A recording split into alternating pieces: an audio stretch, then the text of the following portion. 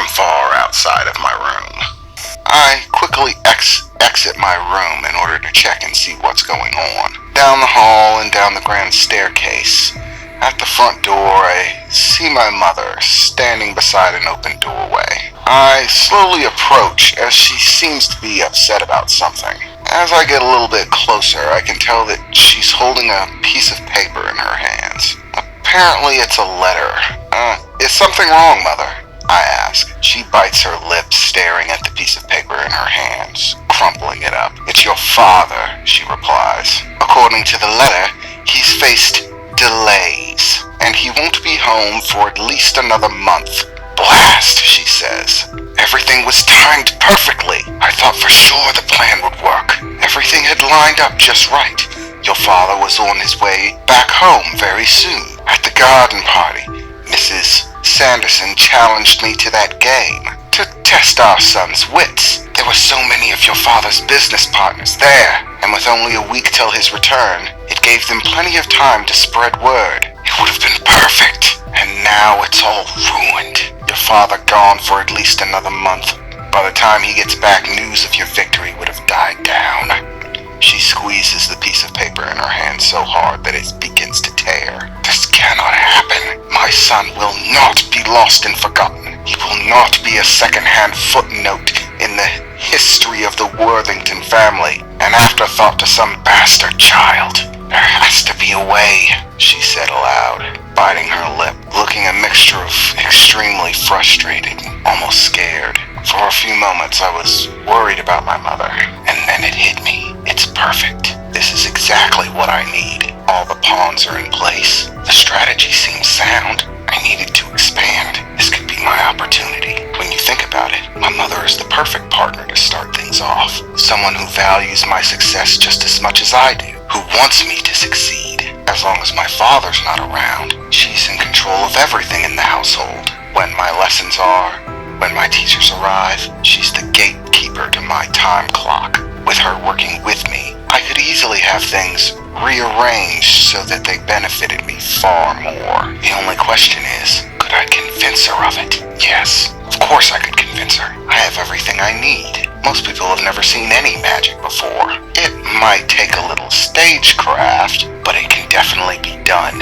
The only problem is, it's definitely a risk. If she's unwilling to accept magic, this could go very poorly. The key would be to convince her of the power and the advantages of it. Right now she's trying to come up with a strategy of her own. Something to push things towards my advantage. All I need to do is give her the opportunity. I thought quietly to myself, staring at my mother, clasping the page. Mother, I said, this actually might work to our benefit. I've been working on something, and I want to show it to you. Father's little detour could actually be the best thing that could have happened.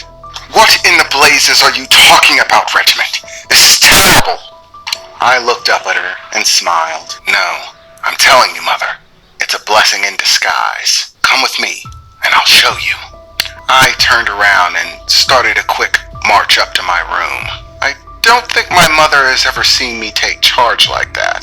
My confidence must have paid off because she did start following me. I eventually made my way into my room. Waiting for my mother to enter, I closed the door behind her, locked it. What in the blazes are you talking about, Regiment? What is the meaning of this? She said, standing firmly by my bedside. I slowly stepped out towards the center of the room, a few feet away from her. I tried to walk as confidently as I could, turning around slowly, confidently, with my hands in my pocket, a smile on my face. Mother, do you remember last week, before the garden party, I talked to you about a man in the pinstripe suit? Reginald, I thought you were done with this imaginary friend nonsense. I told you this is not a time for childish games. Oh, there's no game about it, Mother, I replied, still smiling confidently. You see, as it turned out, the man in the pinstripe suit was far more than just an imaginary friend. You've probably heard about him yourself, just never actually thought he was real. In fact, you've probably heard more than one version of his story. The man at the crossroads, the man who deals fortunes. The devil himself. He is a nigh-immortal entity that has been bartering fortune to people for as long as written records have existed. He finds people that have things that he wants, and in exchange for those things, he barters to them incredible power. There is an entire world of people who know about him, and not only is he known legendarily as a magical businessman, dealing fortune and power to people, but he's also well known to be undefeated in basically everything. No one who has ever challenged the man in the pinstripe suit has ever won. No matter the game, no matter the challenge, the man in the pinstripe suit has always claimed victory. Last week, the same night as the garden party, the man in the pinstripe suit took me to a realm different than this one, to play with him a magical game. A game with the highest stakes in order. My very being in exchange for untold magical power. It was there in the realm Eternia that I played the devil. And not only did I play him, Mother, I grasped tightly at the index in my pocket, slowly pulling it out and holding it up in front of me. Still that smile on my face, ever confident this'll work, I thought. Magical index, I said aloud, as the small crystal swirled into a silver bright light, turning into a book, floating in the air. Not only did I play the devil, Mother, I won. And I'm the only person who ever has. My mother stood there, wide-eyed, mouth aghast, looking down at this strange floating book. Magical index. Basic magic. The book flew open, the pages spinning wide to the center, and just as before, the pages filled themselves with information. I stepped to the side of the book, lifting my hand and gesturing towards it. From the devil, I won this, the Magical Compendium, a book containing vast amounts of magical knowledge, the power to hold lightning in the palm of your hands, change the weather, teleport from one place to another, be invisible, all spells that one can learn from the Magical Compendium, taken straight from the mind of the dealer himself, the man in the pinstripe suit. So its accuracy is beyond question. And not only did I gain the Magical Compendium, but 3 construct abilities, which essentially amount to extraordinary magical powers. The value of these things is beyond what you can understand right now. They could give me the power to do so many things.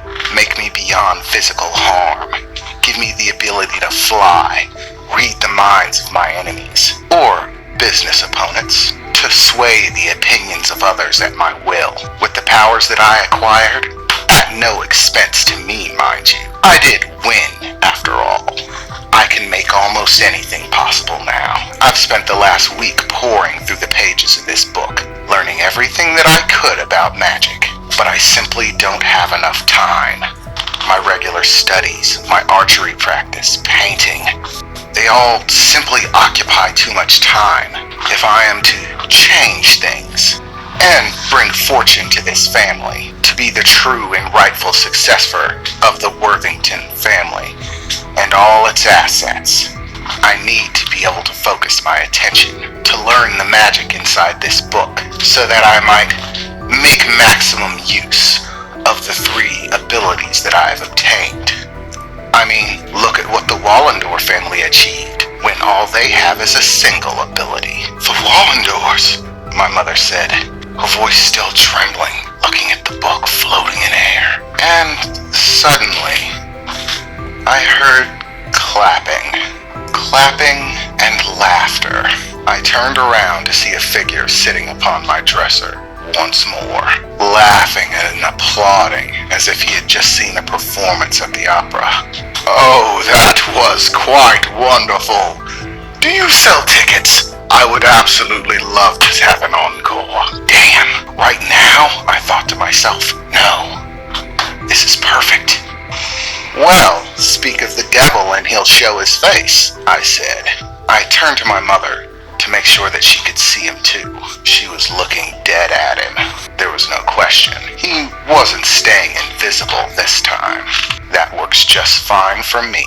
In fact, there couldn't possibly have been a better moment for him to show his face. This was about to go very well.